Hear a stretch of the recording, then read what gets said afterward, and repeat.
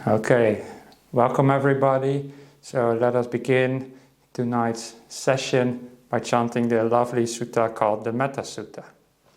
Please join along with me if you feel so. If you are listening later online, you can also just listen to it. This is what should be done by one who is skilled in goodness and who knows the path of peace.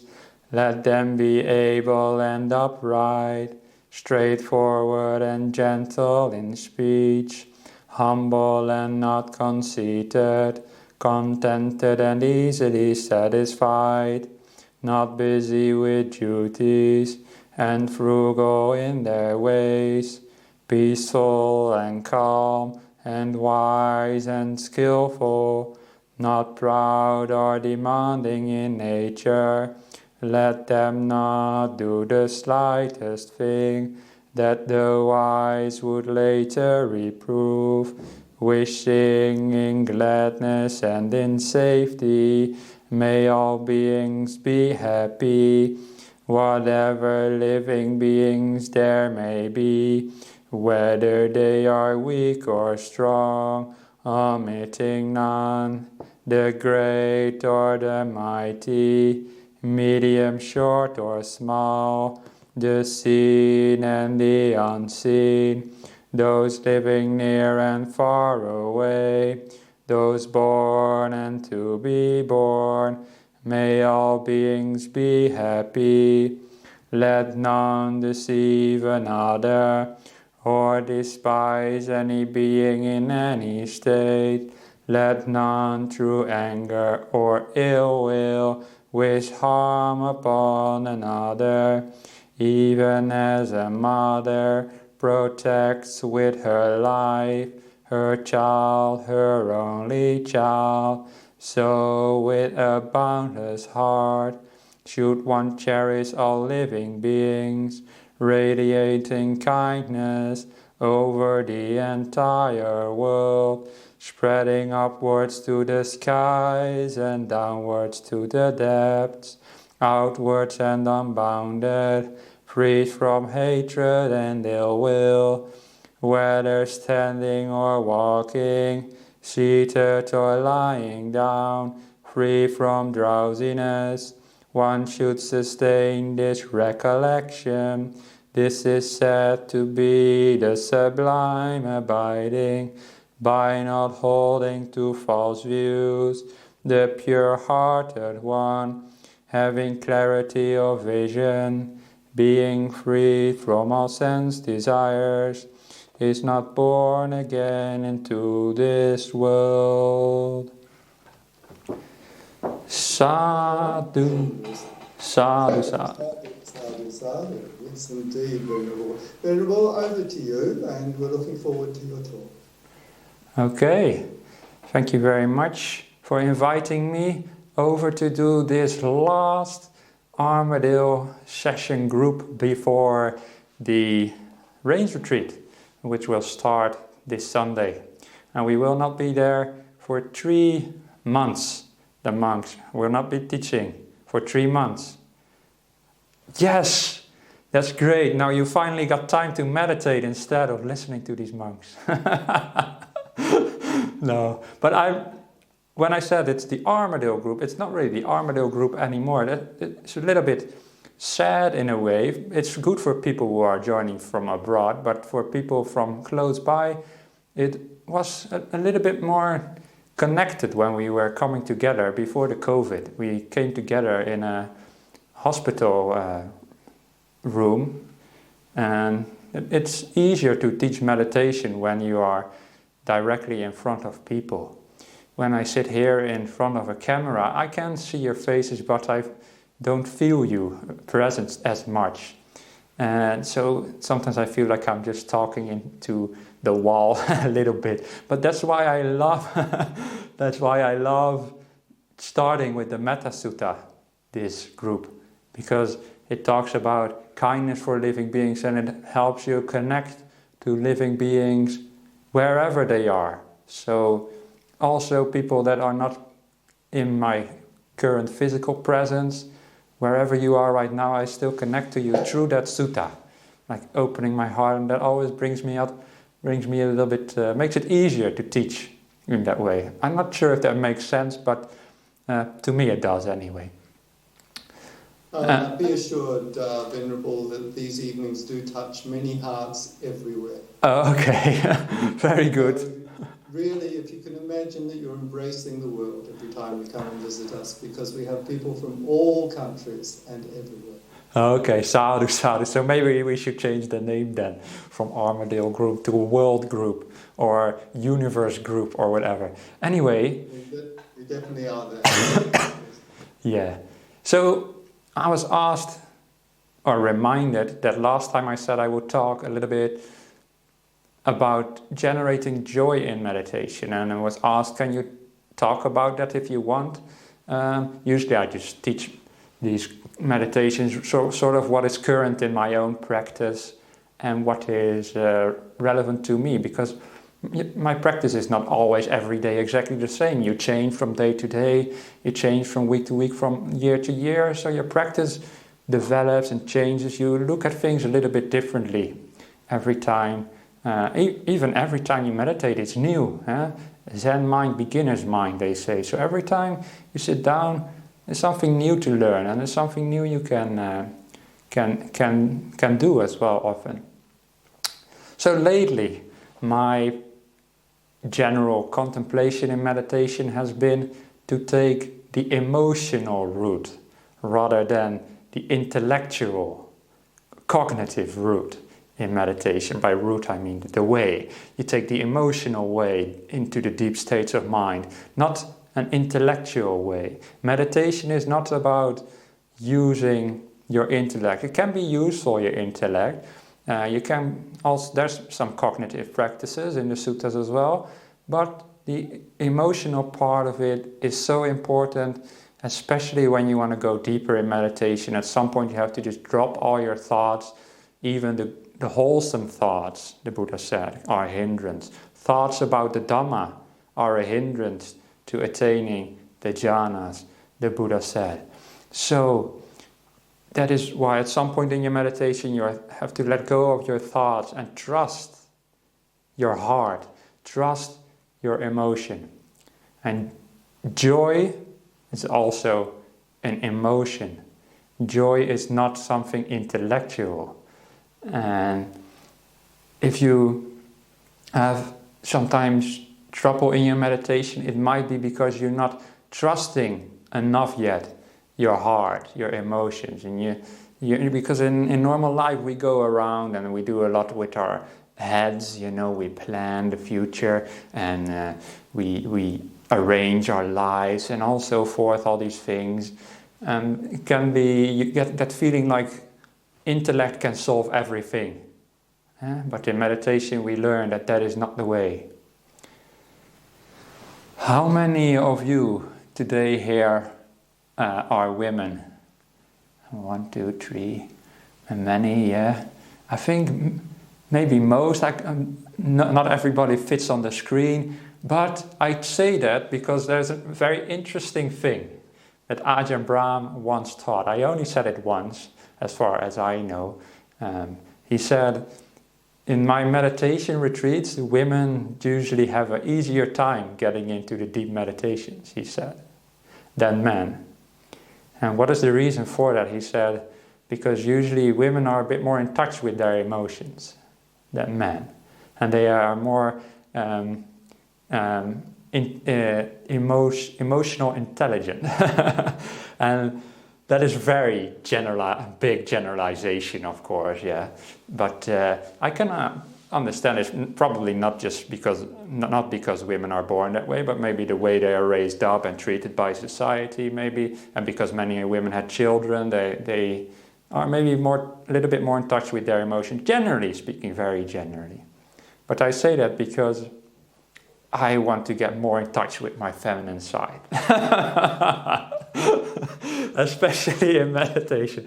I mean, this feminine side thing is, of course, men have that as well. So it's, as I said, a generalization. But, you get what I'm getting at here. the emotional side in meditation is so helpful. And it's helpful right from the start in meditation. You sit down and you will often see your mind getting into the past and the future. 99.9% of your thoughts are about the past and the future. Maybe 100% of your thoughts. Because even if you think, I'm so happy now, or I feel this and that now, you're already you're replying to a feeling a moment ago. So all thoughts, in a sense, are not of the present moment. And thoughts can be so difficult to let go of sometimes in meditation, because it's hard to let go of the past and the future sometimes. Yeah? I mean, not the past and the future literally, but the thoughts about them. And why is that so? That is because it's largely an emotional affair, an emotional attachment to the past, an emotional to the future as well. It's very easy to just cognitively think, oh, the past is the past, I don't live in the past, the future is unpredictable, okay, I know that, and now I'm going to be peaceful in the present moment.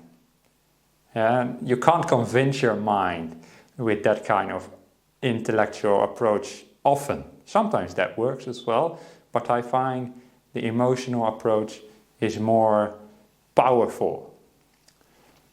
Now today then I want to guide you in a meditation a little bit later to use that emotional part and to emotionally let go of the past, emotionally let go of the future, and emotionally trust in the present moment. And trust, if there's any joy in your meditation, trust in that emotion as well. Now, thoughts about the past, the most harmful ones are the thoughts that we did something wrong, the thoughts of guilt, and these can be so obstructive in meditation. Like, you think that you did something wrong or so. But in Buddhism there is not such a thing like you did something wrong. Everything, whatever you've done in your life, can be forgiven. And forgiveness is also an emotional thing and not an intellectual thing. So if you see your mind getting into the past, maybe thinking things you've done, thinking about, I should have done better, or maybe that person doesn't like me, or this kind of thing, reflect upon your feelings, and are they true? I say no, those kind of thoughts are false, and you should instead rely upon kindness towards yourself, and you can let go of those kind of thoughts by trusting that you are worthy, knowing that you are good enough, that everybody makes mistakes and you are just a human being like everybody else, so you make mistakes. Great! Yeah, if you didn't make mistakes, then you weren't a human being, you wouldn't be here. So I'm very happy you're all here with all your flaws and mistakes, me included. So I heard this story once of Herbie Hancock. Anybody knows Herbie Hancock? Put your hand up if you do. Yeah, many do. So he's this great pianist. Yeah? He is like a jazz pianist. Well, some of my friends were into the jazz, so I learned of him through them. And when he first started playing, he wasn't that good yet. He played with Miles Davis. Miles Davis is this trumpet player who was like the master of jazz in, I don't know, in the 60s or something, was it? And so they were playing together and just jamming, as they often do in jazz. And Herbie Hancock made a mistake. He played the completely wrong key, a completely wrong chord. And he didn't know what to do. He thought, I messed up the song now. What did Herbie Hancock do? He was very creative. He just turned it into something else. And he made the song work again. And the reason I tell that is that Herbie Hancock told that story himself in an interview. It's kind of famous. And he said that from that he learned that in life, if you think you make mistakes, you can turn it into something beautiful, something new. So whatever you've done in your life, you can learn from it. and not have to regret it, and especially don't carry it into your meditation. Now, thoughts about the future. We have intellectual thoughts about the future, like, oh, tomorrow I need to make sure I get up in time because I'm gonna need to see this friend of mine or whatever. Okay, those kind of thoughts are usually quite easy to let go of because they're just plans, okay, whatever. But when thoughts are not so easy to let go of, it's usually because there are some emotions involved about the future. And we're all different, we all have different emotions driving us. But one that I've seen quite often, that's a problem in meditation, is people think their meditation only works if they attain something, if they change something about themselves. Yeah, and you need to attain peace, you need to attain love and kindness, or whatever. I see many of you nodding. You know what I mean. I don't need to go into much more detail about what the problem is, because you all recognize. But how can we let go of that problem? Yeah? It's, in my experience, often, as I said, an emotional thing. And what is it? It's very often comes from the same place as guilt. Just thinking you're not good enough as you are already. So this is the range is coming up, right? And the way I started my range retreat, there's like 3 months we go and meditate a lot more than we usually do in the Buddhist monasteries. How I started my range retreat the last maybe 4 years or maybe even more is at the start of the range retreat, I tell myself, Sunyo, you have attained enough in this life in meditation. Yeah, Ajahn Brahm is going to talk a lot about jhanas and so forth, but you don't need to attain them. You are good enough already. You can sit in meditation and just be there, and all these goals, not necessary. Why? Because you're good enough already. There's nothing you need to attain or improve anymore. And the same is also true for all of you. If you approach your meditation with a mindset of, I'm not good enough, I gotta attain this XYZ, you'll suffer. Yeah, you're in the future. But if you sit down and tell yourself, I've done enough. I don't need to be a better meditator. This is where I am right now, and I'm content with it. Other people, maybe they are better meditators than me, but I don't care. I am good enough right here and now. And if I say it like that, it sounds counterintuitive, but when you get the emotional part of it, then it's not counterintuitive. Because actually, when you allow yourself to not attain anything and just be present in the moment, then peace comes. That is when things actually start getting beautiful and peaceful. And that is when you so quote unquote attain deep meditations. Not by going into the future, by being here and starting with accepting yourself as you are. And that acceptance of yourself as you are also brings up a lot of joy as well. It makes the present moment brighter. So just to sum up, because it's time to start guided meditation, approach meditation from your heart instead of your brain. And when it comes to the past and future, one way to let go of them is by being happy where you are. And if you're happy where you are, embracing yourself as you are and the moment as it is, then a lot of joy will come from that automatically. And then after that, it's a matter of trusting that joy, which is another thing, because the joy can be very, very challenging sometimes when it really, really gets really, really powerful. But that is topic for maybe another time.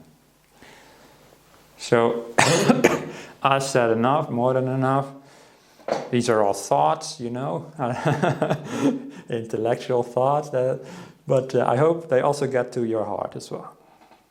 But to prove that they do, hopefully, we can now meditate together. And we'll meditate for about 40 minutes, 45, something like that.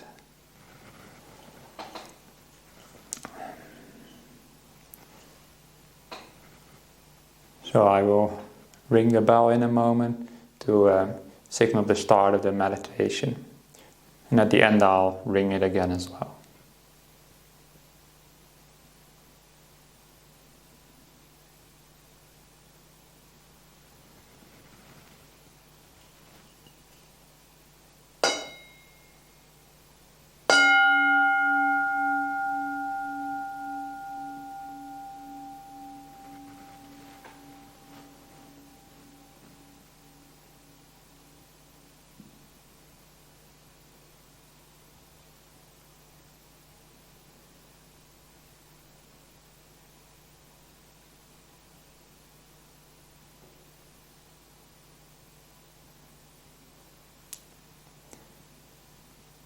Okay, dear friends, now is the time to do nothing. I was gonna say to meditate, but sometimes just think about it as being here. It's a better way.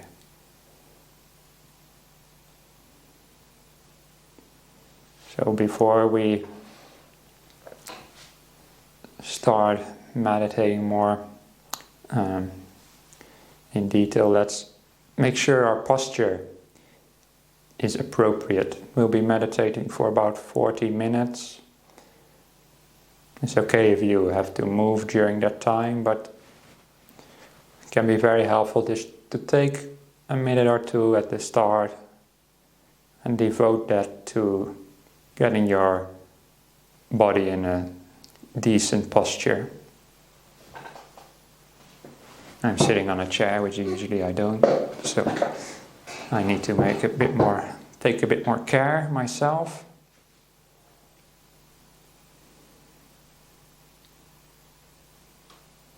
You too, please take care of your body.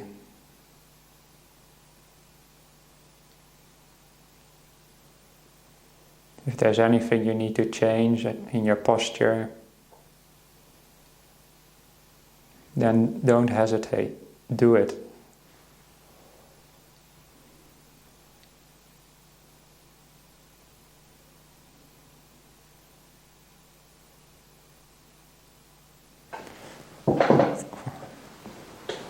I follow my own advice. I was sitting on my rope, which had a big fold in it. Seems insignificant at the start, but sometimes that can grow into a bigger annoyance. So I just took out the fold.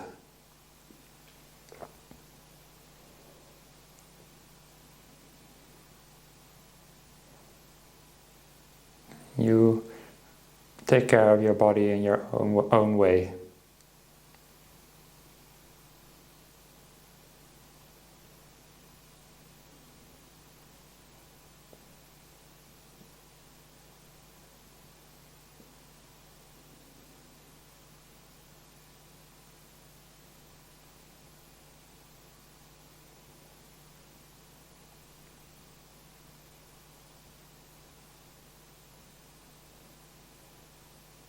Take as much time as you want, relaxing your body,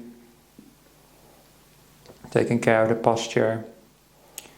If you're listening to this on YouTube, you might even want to pause if you need more time.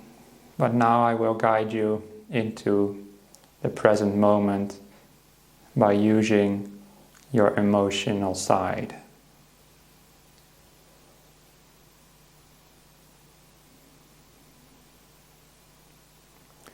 We've all lived a life, however long, in which we did wise things, but also maybe not so wise things.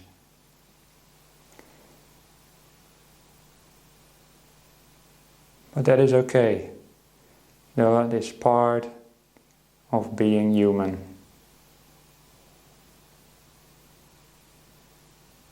I like to call them not mistakes, but happy little accidents.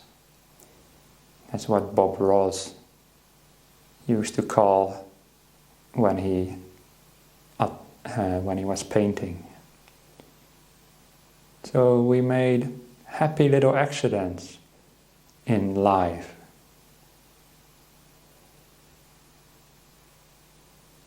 The past you, whatever you feel or think that is, you can completely accept. From the moment of birth until before you sat down to meditate, that was perfect.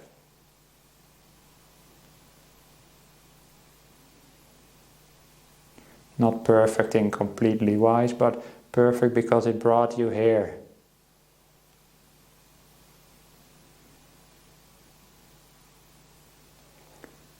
So we can open up our hearts to that past.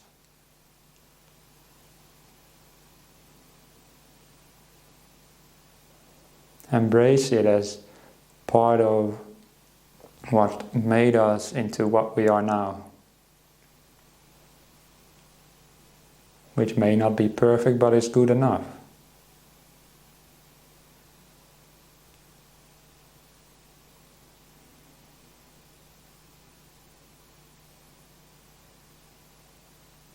If there's any particular guilt you might have,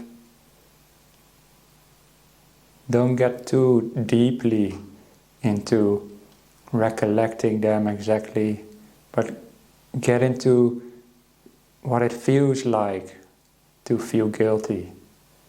And do you deserve to feel guilty? I say no. There's no need. Because we all make happy little accidents from time to time.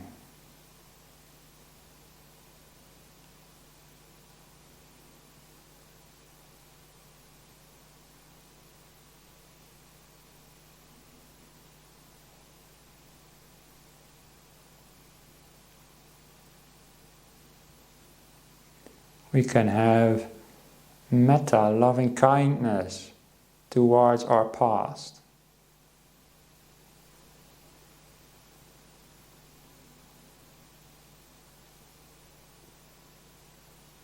This way we let go of the past emotionally instead of intellectually.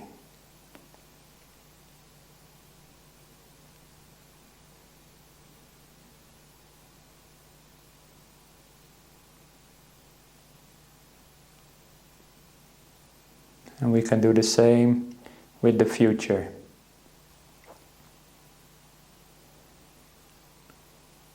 We don't know what the future will bring, but whatever it is, we don't need to become any better than we are now.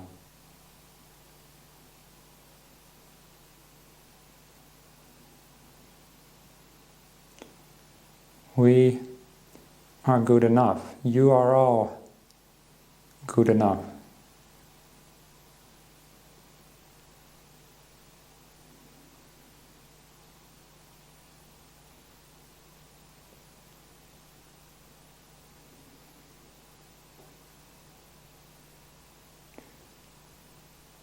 Also, this meditation session,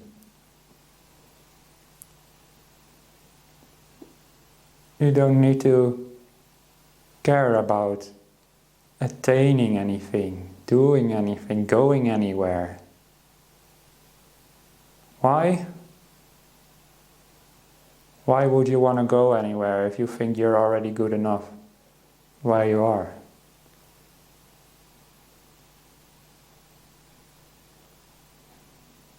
It's emotionally impossible to try and want to improve yourself when you think you're good enough.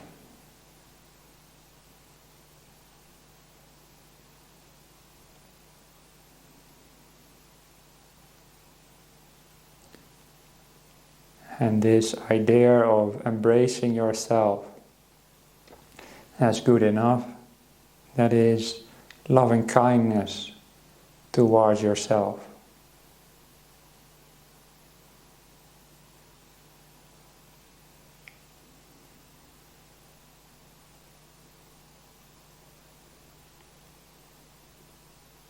Also have loving kindness towards your meditation.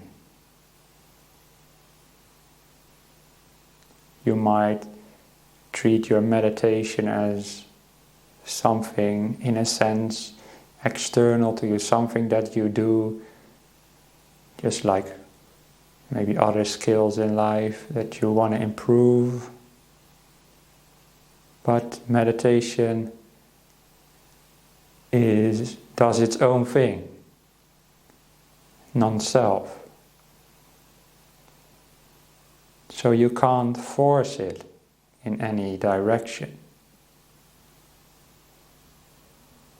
You can only force it to become worse, but you can't force it to go deeper.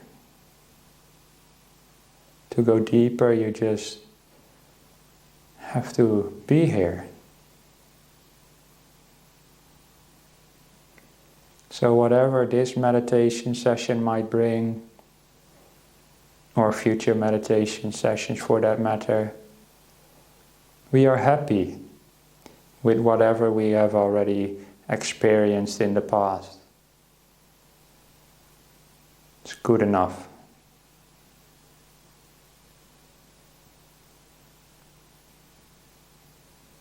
Maybe other meditators go all the way to the end, but we're humble. We are happy to be here as we are. And our meditation is good enough as it is.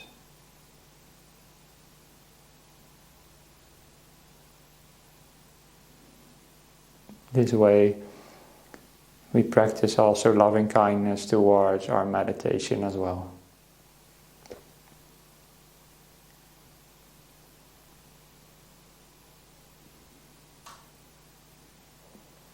I will now be quiet for about 25 minutes or maybe more, we'll see. And then after that, I will guide you out of the meditation. Please use these reflections if they are useful to you. If you feel your mind wants to do something else, that's also okay.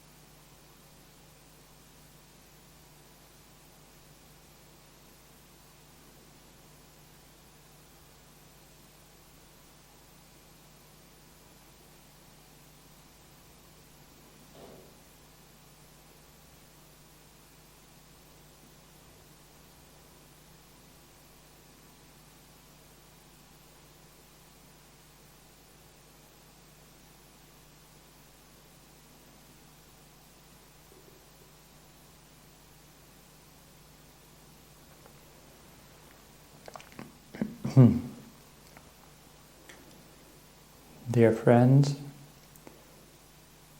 I will now guide you out of this meditation. I will do that a little bit more slowly than usual. Take about 5 minutes.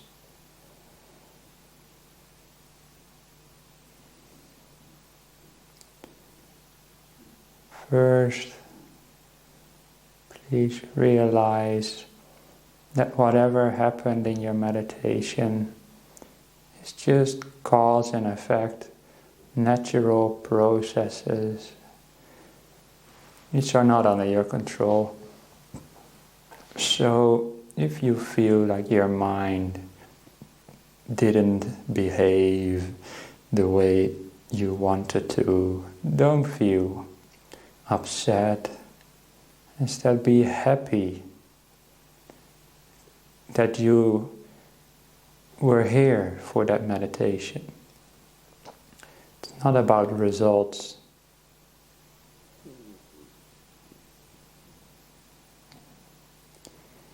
So this again comes down to accepting your meditation as it is. Accepting yourself as it is. This is again loving kindness.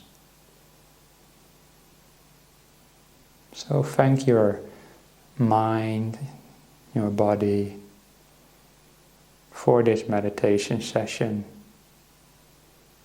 Whatever it was. Don't label it good or bad.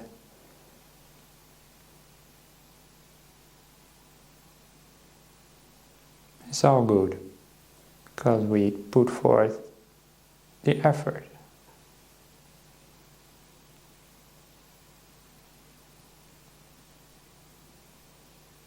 So thank your body and mind for being here.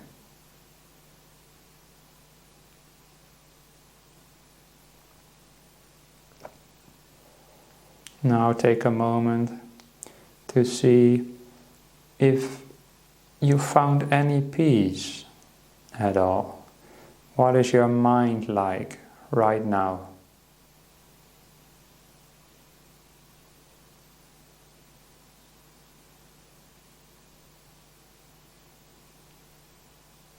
Is there more peace than at the start? Is there maybe also a little bit more joy than at the start?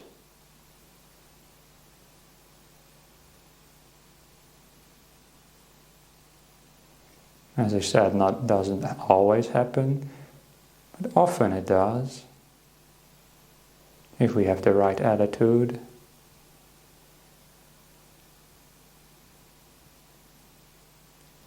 See if you can tune in to that peace and joy a little bit more.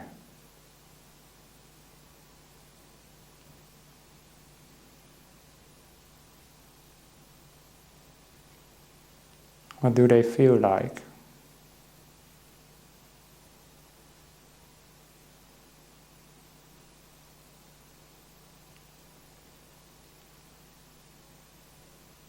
Maybe helpful to not think of them as separate things, but just the joyful peace.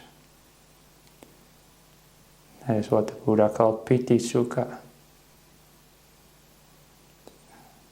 Manifests as one thing at the beginning of meditation.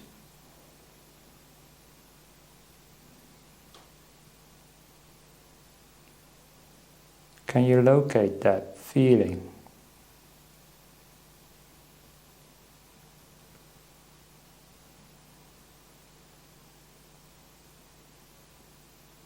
If you're one of those who can, as I said, don't feel bad if you can't.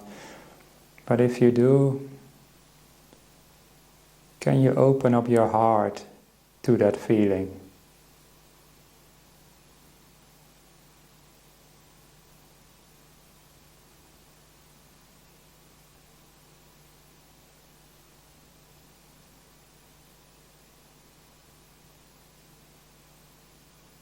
Can you let that feeling take over?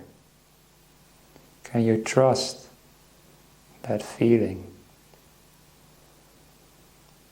By that I mean, can you let it do its own thing without having to control it, to be the owner of it, even to be the watcher of it? Can you just let that peace be, that joy be?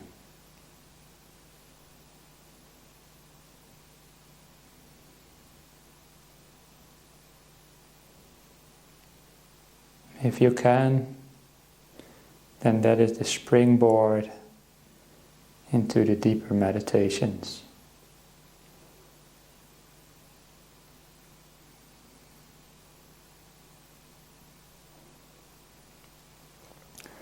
I will now invite the bell 3 times.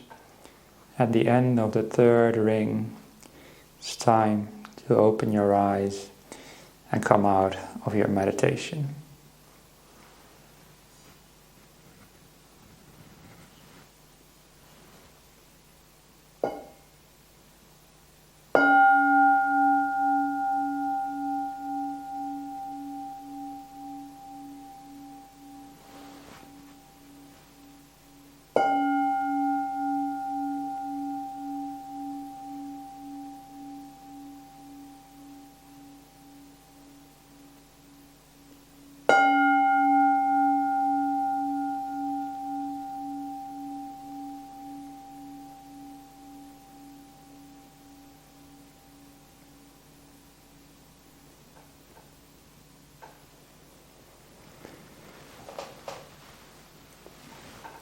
So, when I was meditating with you along, of course I meditate as well, at some point I started thinking about what shall I say to guide people out of this meditation at the end. Yeah, I was thinking about the future. You can maybe imagine that if you are doing a guided meditation, there's new things that you have to learn about, how to deal with.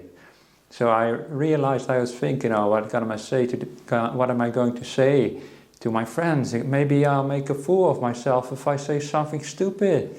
And you know what I then thought? I already did good enough at this start. Whatever I say afterwards doesn't matter. I'm already good enough. These instructions are good enough. I can let whatever happen in the future is fine.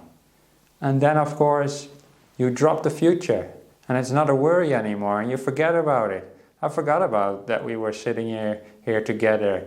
I was just doing my own meditation.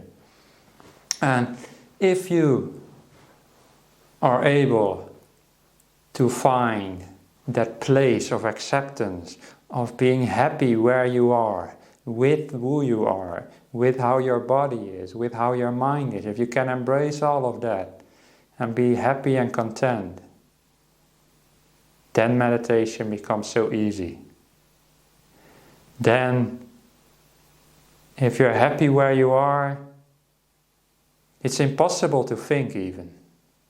It's not like you are suppressing the thoughts.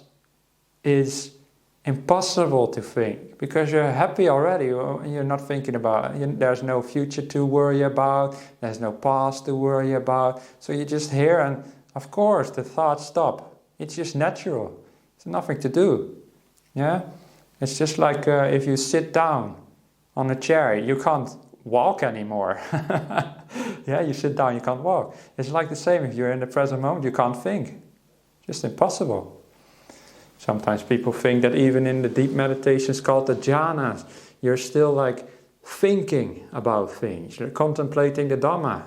No, I don't feel that way at all.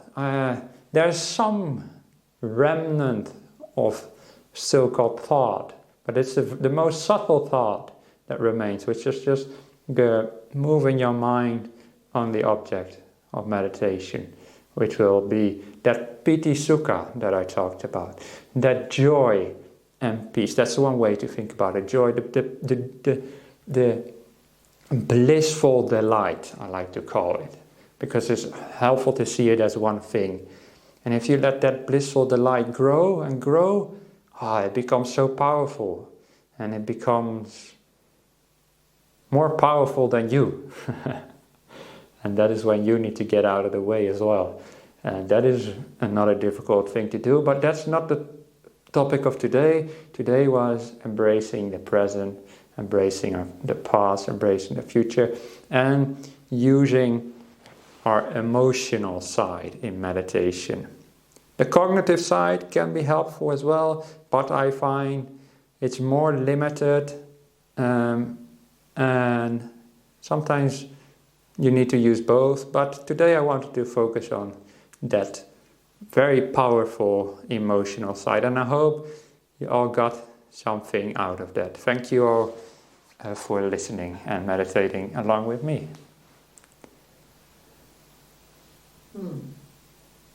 Well, Venerable, do you want to continue with your talk, or would you like to take questions? Well, usually we take questions now, so that's I think that's better than the talk. Yeah. Okay, you're welcome. Nikki, would you like to unmute? You seem fairly fast. I hope the noises, the ambulances are not in the background too loudly. Welcome in, Nikki. And if you Thank you, Chris. Thank you. Can you hear me okay? I can, yes. Yeah. Yes, Yeah, I can. okay. Yes, we both can. Thank you. So I jumped in because I have to go to hospital soon. So thank you, Ajahn, for the whole talk and the meditation. And what I wanted to ask you, there's interestingly, I cried. I've never cried in meditation before. I don't want to cry now. That's good. That's a good sign. It's a very good sign. Ajahn Chah said, Ajahn Chah is Ajahn Brahm's teacher. He said, if you haven't cried deeply a number of times, then you haven't really started practicing yet. And that is one of the teachings that I indirectly got from Ajahn Chah, which has been so helpful to me, because I've cried as well because of meditation. I remember this was this last range retreat, or the year before, I think the year before, we all come together to do chanting, the monks and the nuns from over their monastery, and we were chanting the fire sermon of the Buddha, traditionally thought to be the Buddha's third sermon, and it's about suffering a lot. That's what it's about things being on fire, right? Life being suffering. And I had so much compassion for myself, and I really resonated with this message so much that I could only say the first phrase of the sutta, Sabbang bhikkhave aditang, everything is burning. And after that I was crying so much, and everybody noticed me crying throughout the whole chanting. But I didn't care, and I don't care telling it to you now, because that is exactly what I was talking about. You get in touch with the emotional side of the Dhamma, and that is so important. So when you say you felt like crying, then I'm very happy to hear that, because it means you're realizing things on a level that is very deep. I think it was, there was a bit where you talked about the cognitive and the emotional. I think I manage life very cognitively and very rational. So when you said, and I can get in touch with my feelings, but when you were guiding that, and there was a bit where I imagine my heart went like that. So there was a bit, and that's where, and I felt compassion for, and that's when I cried, was the compassion, because the Ajahn at the minute is, I've got a diagnosis of lung cancer. Right. And this process has been a bit like, when I lost my dad, there was a lot of, it's like that kind of process. When he died, there was a lot of focus on getting things sorted and and it's been a bit like that. I've had to get lots of things sorted, and then there's the bit in the middle where there's nothing. there's now nothing. I've sorted the things out, and now I have to sit with myself. And it feels a bit scary because it feels like there's nothing. I Right. have nothing. I don't quite know what to do with that. Yeah, that is when we really have to learn to trust the present moment. And trust is to be here. And you say you have lung cancer, and that will be very difficult to deal with, but also it's something that you also need to learn to embrace as a part of life, and not to see it as something bad or something that you should get rid of, that you're not worthy if you're sick or something. I've been a little bit quite sick for the last 2 months, not that bad as you, but I not for a moment got upset with it or whatever. This is my body, and it has some illness. It started with COVID, but there's some lingering things as well. So it's just the way life is. Yeah, bodies are not perfect, minds are not perfect either, but it's about learning to accept that and opening your heart to it, and having also compassion to your sickness as well is also something important. Yeah. Thank you, Ajahn. Thank you. I have to go in a minute, so thank you. Okay, you're welcome. Thanks for being here. Gloria is patiently waiting here. So, Gloria, would you like to unmute and ask the question? Yes. So thank you for your meditation and for your mentioning of acceptance. My question is about parental relationship. I spent my first I would say almost my whole life being a mother to my mom. And recently I feel like I just trying to quit, I don't want to be a mom to her anymore. But I'm thinking about how, because I realized that if I stop being a mom to her, I basically have nobody to talk to her. It's either I'm ignoring her altogether, or I need to still be a mom to her. So I'm kind of confused because I don't know what to do, because I know she's a child, and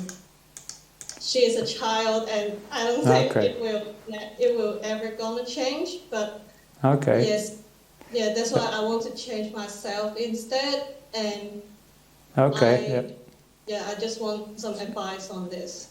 Okay. So I would ask Gloria, where is your mother now? Living with her. Yeah, but she's not always here, but she sometimes appears, and I talk to her and I will feel angry. But are you being a mother to your mother right now? I feel like it when I talk to her. But in this moment, you're talking not to your mother, you're talking to me. So now you're not a mother to your mother right now. Right. Okay. Yeah. I get what you're saying. So sometimes we have this feeling like what we are something, or we relate to people in some way.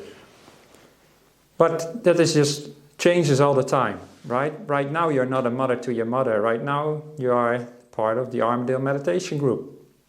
And in meditation as well, when you sit down, you're not a mother to your mother. You're just there being Gloria the meditator.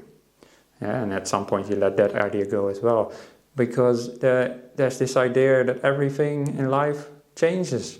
And you know the story of Ajahn Brahm, of the Emperor's 3 questions. Yeah, so there's this emperor who asked the wise man about the 3 questions. What is the most important time in the world? What is the most important person in the world? And what is the most important thing to do in the world? And then the wise man went and traveled all across the country, and he came back to the king and the emperor, and he said, the answers to the question is, who is the most important person? Is the person that's right in front of you. What is the most important thing to do? Is to care. And what is the most important time? Is right now. So when you are in meditation, then who is the person right in front of you? It's yourself. It's not your mother. And what is the most important time? Is right now. And you care for yourself in your meditation. And when you are with your mother, then your mother is your most important person. Then you care for your mother. But you need time away from that. If you carry that burden of caring for your mother also when you're not with your mother, then it becomes heavy. But if you can let that burden go, not just the physical burden, but the psychological burden, at times when you're not caring for your mother, like right now, then it becomes more easy, becomes more bearable. So that's what I would say, answer. And see if that makes any sense. Maybe listen to Ajahn Brahm's version of that story. He tells it much better than me. I had to think exactly what it was, but something like that anyway. To be in the present moment with the person who is right there, and if that person is just you, then that is the person you care for. Yeah. I don't want to care for her, but I get what you're saying. Yeah? I want to take what I find is useful. Thank you. Okay, very good. Sometimes I like to give a bit counterintuitive questions or answers, not the answer people might expect. Yes, you did get a reaction in the chat there. Somebody said, wow.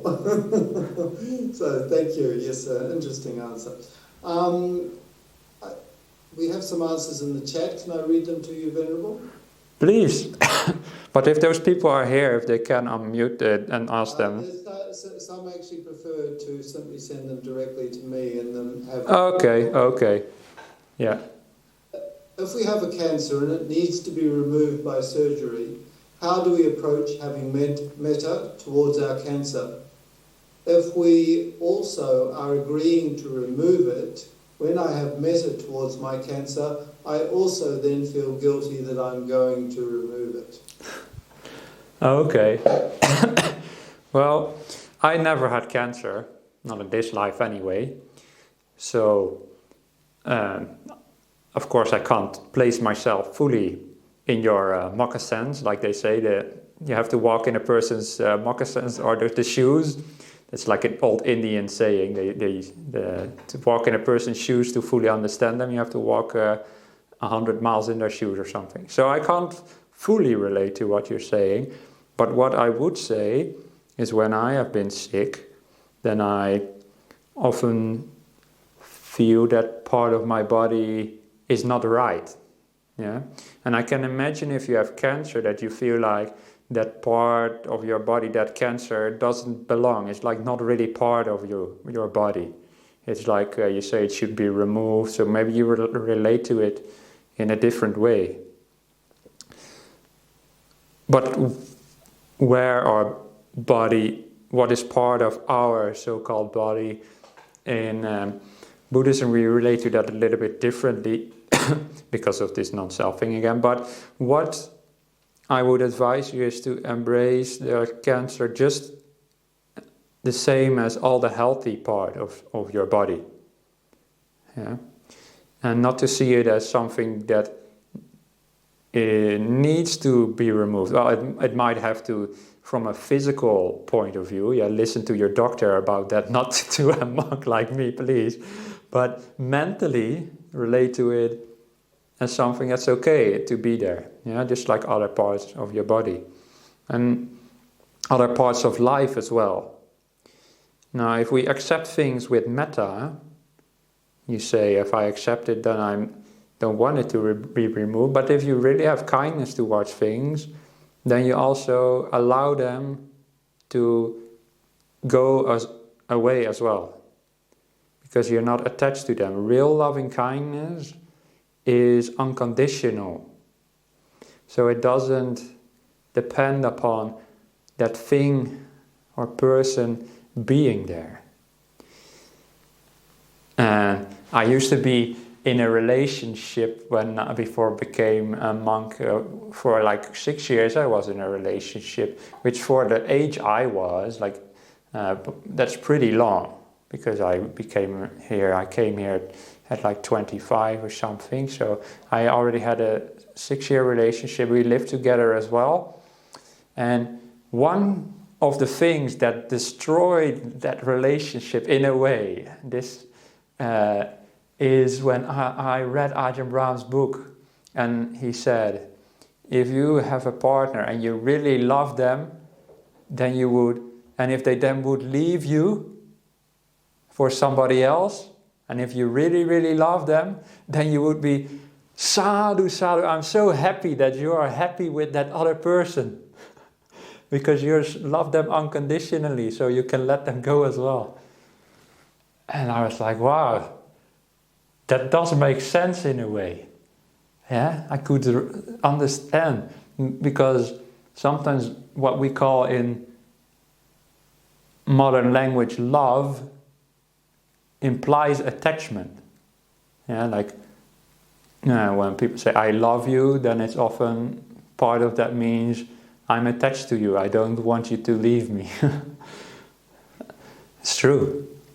But if you really, really love, like unconditionally, then you don't have that attachment part. So if you can have unconditional kindness towards people, you can let them go. And if you have unconditional kindness towards your cancer or your body, then you can also let it go. And when it's here, you are kind to it. And when it has to be removed, you're also kind to that as well. That's what I would answer. Again, listen to your doctor above everything else. But from the emotional point of view, I think that might be a helpful way to look at it. Thank you, Venerable. I'm going to shoot away with the next one. Venerable mentioned about being happy wherever you are. My question regarding this is, what about the fact that I have a dislike to the place where I'm living now? Like feeling not belonging here. It can be a hindrance and makes me not fully grateful about the good things I have, life, family and other things. I really would like to learn how to appreciate what I already have. What can I do, Venerable? Okay. Yeah, so life is never going to be perfect. That is sort of the Buddha's first noble truth. Yeah? It's dukkha. So if you want life to be perfect, want your situation to be perfect, and want your family to be perfect, want your friends to be perfect, want your mind and body to be perfect, then, well, good luck, you'll never reach that. That is the Buddha's first truth. So, you say you live in an environment that you don't really like. Well, welcome to life. It happens. Sometimes we have to live in a place that we don't like. But when we're meditating, are we really in that place still? Physically, maybe, but mentally you can let it go. When you close your eyes, it doesn't matter where you are. Once I was staying for 9 months in Newbury Buddhist Monastery, which is near Melbourne. And when I was leaving, the nuns asked me, I hope you like this place, maybe almost just as much as Bodhinyana. And then I said with my, maybe in a bit of a stupid sense, but I was in that mindset, I said, oh, when I close my eyes, it's all the same. Doesn't matter, yeah? And as long as you can sit in a decently comfortable place where it's not too distracting, then it's all the same once you close your eyes.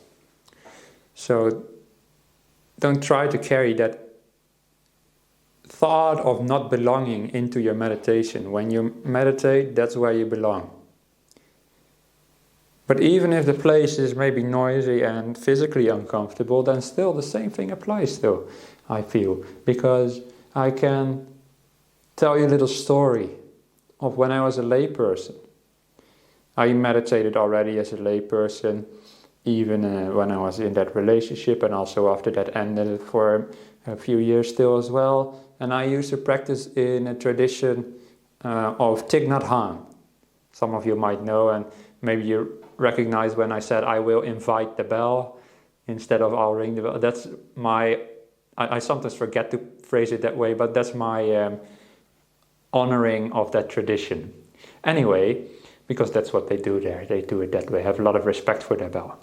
So I practiced in that tradition, and from time to time we did come together. Well, we came together every week locally, but from time to time we came together from all over the country. The Netherlands is not very big, so everybody can come together pretty easily. And one time we came together, all the groups from all over the country, in the biggest train station of the Netherlands. It's in the middle of the country. All the rail lines come together there. It's called Utrecht Central Station. And it has a lot of trains, and it's like an airport, basically. I think it's probably bigger than any of the airports I've seen here in Australia so far. It's a really big station. What we were doing there is a flash mob. I don't know if you know what that is. It's a little bit of a modern thing, but what we were going to do is come in that hall and all sit in the middle of the hall and meditate there. And this was just like to show people that you can be at peace even in a place like that, because that's like a hall. And imagine an airport, so people are running back and forth, and there's these announcements going all on the time, and there's trains arriving and leaving, so it's noisy. Yeah, and of course we didn't bring meditation cushions either, so we just sit there on the cold stone floor. All these announcements going on, noise, smells, there's all these shops and people running around. So I sit down to meditate, and this person invited the bell, I should say, invited the bell for the start of the meditation. And I thought, this is the worst place to meditate, right? Hard floor, noisy and all stuff. It's not gonna work, so why would I even try? So I just closed my eyes and I let go. Not trying, not gonna achieve anything anyway, so why try? Yeah, you know what happened? Of course, you get really peaceful because you don't try. And so my mind went really peaceful inside, actually, in the least likely situation. And I was really not like in what we call jhanas, but pretty deep. And at some point in my meditation, I couldn't really hear anything, but I heard very far away, at the end of the hall, I could hear somebody walking, tick, tick, tick, tick, tick, yeah, very far away. Wow, I thought, wow, that's pretty strange that you can hear somebody walking all the way that far in the corner of the hall, but whatever, I didn't make too much out of it. And after the meditation, I came out and they made a little video of it, and I looked back at the video. Yeah, because I don't think they put it on YouTube, it was just a private thing, but they sent it to everybody. And you know what I saw? I was sitting there, we were sitting there in a group, I was sort of sitting at the back, and at some point, a lady on high heels walked right in front of me, like running to catch the train. And that's what sounded to me like somebody very far away, tick, tick, tick. So that's what your mind can do. And I say that because if you live in a place where you feel it's not right, well, maybe meditate in a train station for a change or something. Well, you can meditate everywhere is what I'm saying. Yeah? And as soon as you let go of the external world and focus on your body and mind, it doesn't matter where you are. So you can make peace wherever you are. And as monks and nuns, we also encourage to live a very simple life and accept whatever simple dwelling we are given. Here in Bodhinyana, they're very comfortable, but still, sometimes you might not like the place you are. It's too far to walk, for example, or it's too close to the sheep, or it's one of the colder huts or whatever. You can always find something to complain about. But we just accept the way the huts are, and that's how monks are trained to do from the time of the Buddha, to be content where we are. And because the external environment, it only needs to be so good enough that you are comfortable and you can meditate relatively peacefully, but it will never be perfect. So I know when you ask the question, you're not really talking about the physical aspects of your house or something, but probably more like the people you're with or the location or something like that. But it's the same principle applies. Yeah, it'll never be perfect. So just try and find happiness in that. And we have one last question here, Venerable, that I'd like to read for you.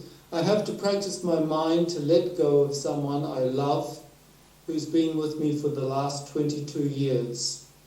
I seek your advice, Venerable. Right. Well, I could repeat my advice from earlier. If you really love somebody, then you can let them go as well. And if that might be a person who is dying, then if you believe that this life is not the only one, then you can send love to them on their journey. Yeah? When I left my parents to come here, live here, my parents from the Netherlands, I live in Australia, so that's the other side of the world, and they said, you do whatever you feel is right, and if you want to go to Australia, that's your choice, that's okay with us. That's a kind of love. And they love me, they let me go on my journey. Of course they struggled with it as well, but at least that part, that was love. It's the same when a person is dying. We love them, we let them go on their journey, and we don't want them to stay with us because of our attachments. And that is something might be a bit harder to deal with than somebody traveling to the other end of the world, but in many ways it's the same. Yeah, so maybe that'll help. So I want to finish with a little bit more, if that's okay, Chris? Yes, certainly, if you would like, and that would be, yes, we're just going over time here, but... A little bit, yeah. Yeah, I'll keep it short, but because this is the last one before the range retreat, that's why I wanted to say... Let's make the most of it then. Yeah, no, that's not why I want to stretch it, but I wanted to leave you with something. Beautiful, thank you. So I've been talking about using your emotion in meditation. And that emotion can be very powerful as well. And much more powerful than the intellect. I know maybe you're sad. There will not be any Armadale groups for 3 months. But in a way, a lot of those talks are just intellect. And what you can do is carry all the kindness and all the good emotional feelings that you've gathered from watching to all these talks, not just me, all the talks you've seen in the Armadale group from all the other monks as well. Do you invite nuns as well from time to time? You should if you don't. But anyway... Actually, Venerable, we have a range retreat program that's operating every week throughout the rain season that Arlene has kindly put together for us. And we have only women speakers, I believe, in this program this year. Excellent. Well, then my whole talk might not be necessary, but I will still say, take these emotions, these good things into your life in general, and then we will see you again after the rains. I'm looking forward to welcoming you back. Venerable, would you like to finish with a quick blessing? No, of course I do. I'm just joking. Yes. All right. Over to you. Yeah, I'll give you all a blessing for all your... I give you a blessing not because I want your life to change or get better. I'll give you a blessing for who you already are. Nati me saranang anyang, Buddho me saranang warang, Etena satya vajena, Sotite hotu sabada. Nati me saranang anyang, Dhammo me saranang warang, Etena satya vajena, Sotite hotu sabada. Nati me saranang anyang, Sangho me saranang warang, Etena satya vajena, Sotite hotu sabada. Thank you for being who you are. And of course, I hope that your life will be very peaceful and happy as well. I was just joking when I said that. Thank you for inviting me, and all the best. Thank you very much. Thank you so much, Venerable. Have a nice train. Thank you. Sadhu. Thank you. Great.